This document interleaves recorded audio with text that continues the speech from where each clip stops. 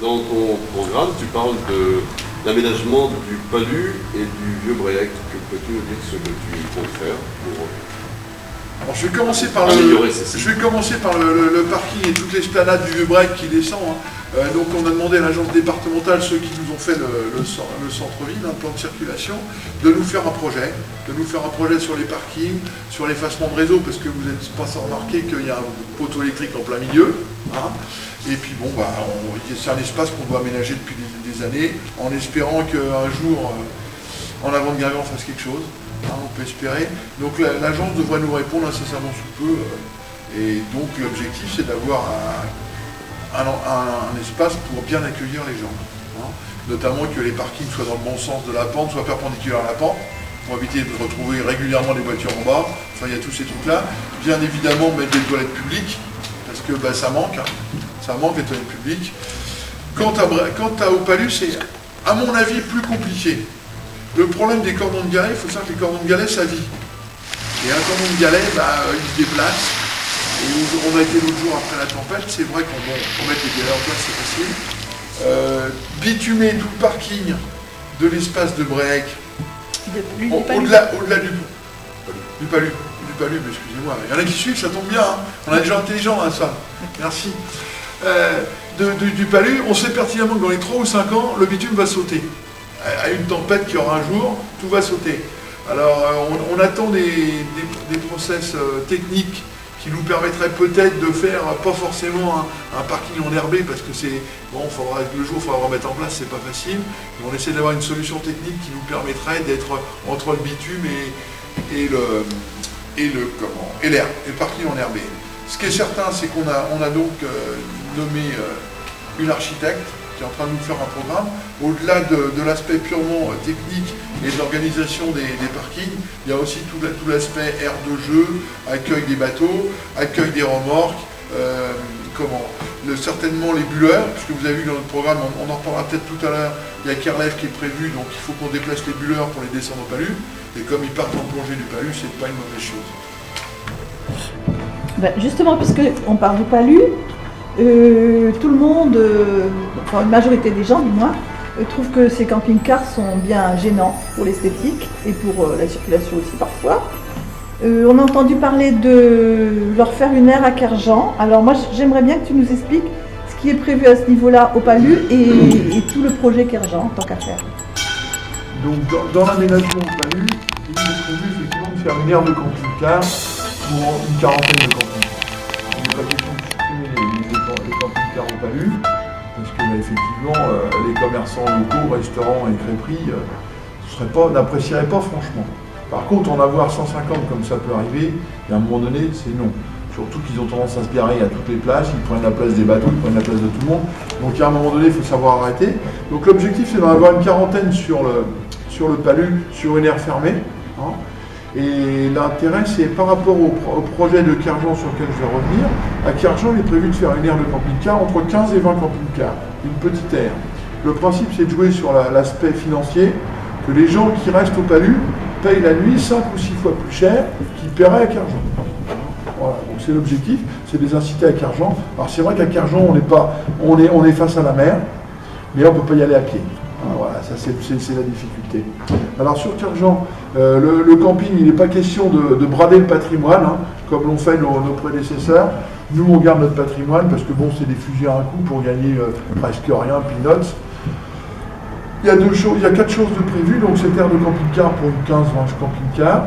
Il est prévu alors aussi de remplacer le dernier bâtiment qui a été construit pour les sanitaires, de le remplacer par une salle de réception qui ferait à peu près, qui pourrait permettre à 200 personnes de manger sur place, d'être face à la mer, d'être bien placé. C'est vrai qu'on n'est pas en centre-ville, de pouvoir faire du bruit sans trop déranger et avec des parkings. Donc là-dessus, il n'y a pas de problème. Bien, notre priorité sur le camping de Cargent, c'est ce qu'on fait depuis 3 ans déjà, c'est de recevoir les colonies et les centres aérés, pour qu'ils viennent passer une semaine ou le temps qu'ils veulent. Hein. Voilà. Et une dernière chose, parce qu'on l'a toujours dit depuis 6 ans, il n'est pas question que l'argent public concurrence les projets privés. Donc on aura une aire naturelle de camping qui sera ni un 3 étoiles, ni un 2 étoiles, ni un 4 étoiles, mais qui ne concurrencera pas donc les 5 campings privés qu'on a localement et qui permettra à des gens modestes de pouvoir passer, notamment en randonnée, quelques nuits. Très bien. Tu dis vouloir défendre les services publics. On parle de la fermeture de la poste à Ploua. Que comptes-tu faire pour que la poste reste et pour que les services publics demeurent? Alors, fermeture de la poste, ça c'est un marronnier, ça revient régulièrement. Hein. On a la chance d'avoir à la poste, il y a 3 choses différentes. Hein. Il y a la banque postale, il y a le guichet ouvert, et il y a ensuite la distribution du courrier. La banque postale, il semblerait que ça fonctionne plutôt bien. Hein. Ils n'ont pas trop à se plaindre sur le territoire, donc ça fonctionne bien. Le guichet, aujourd'hui, on est à peu près assuré pour 18 mois d'être ouvert tous les jours. Hein. Donc on est ouvert de 9h à midi et puis l'après-midi, mais on est ouvert tous les matins, tous les après-midi. Donc on a cette assurance-là.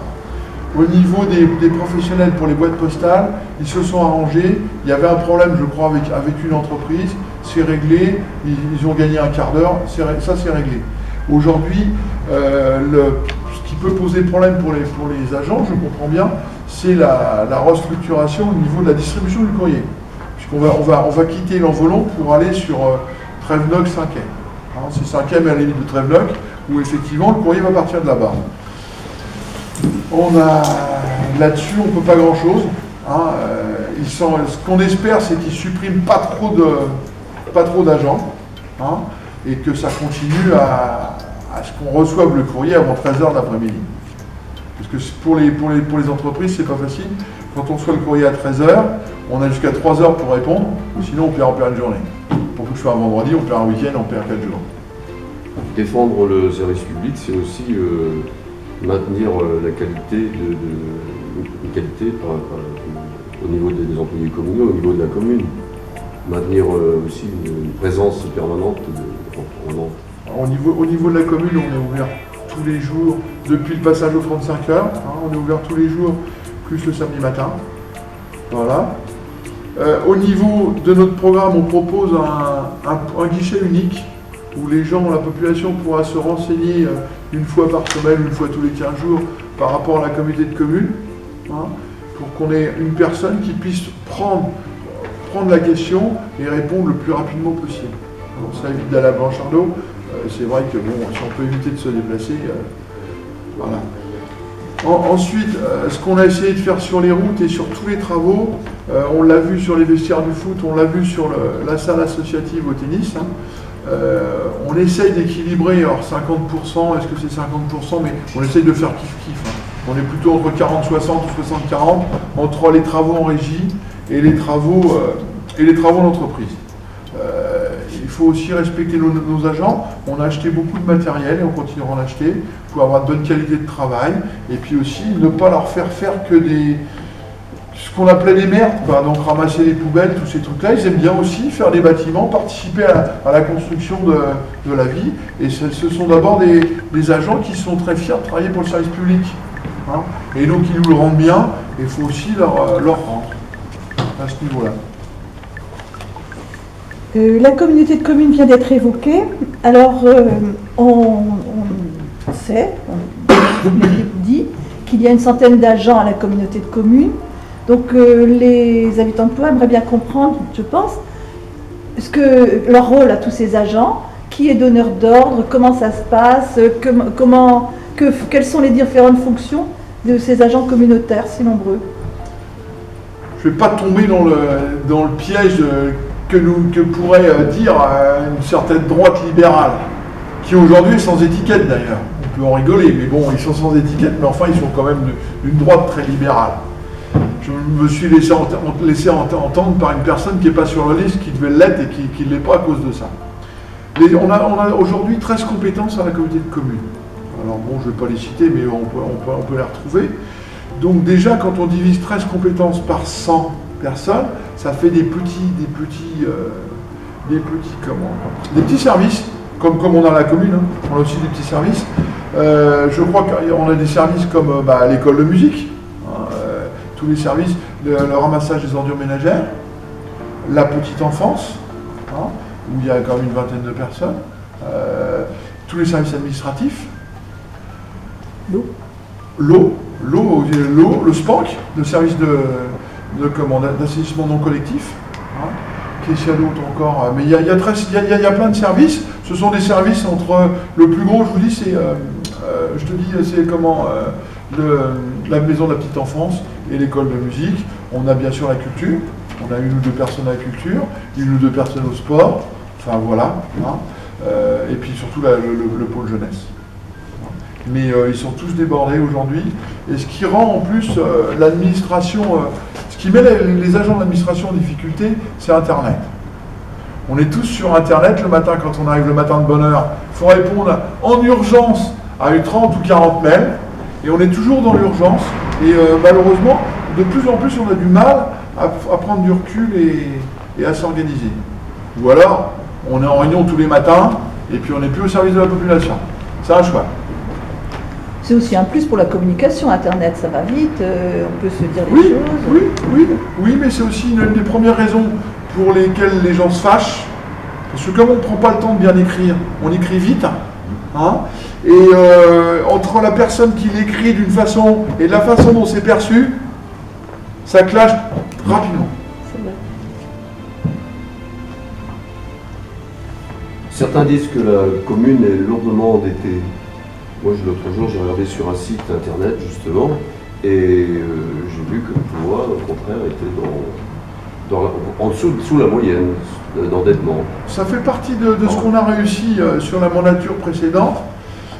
Nous sommes à un taux d'endettement de moins de 6 ans. On doit être à 5,6 ou 5,8 ans. On s'était engagé sur 6 ans à garder le même niveau d'endettement par rapport à la situation qu'on avait trouvée et à ne pas augmenter les impôts locaux. Et sur les 6 ans à venir, on s'engage de la même façon à ne pas augmenter les impôts locaux et à rester sur ce taux d'endettement. Aujourd'hui, on est à 5,6. Si on devait rajouter les budgets annexes, comme la maison médicale qui va arriver, mais c'est vrai qu'à chaque fois qu'on fait un emprunt sur l'investissement, on augmente le patrimoine de la commune. Hein. Donc, en comptant le budget annexe de la maison médicale, on serait à 1 an de plus, on serait à 6,7, 6,8. Voilà.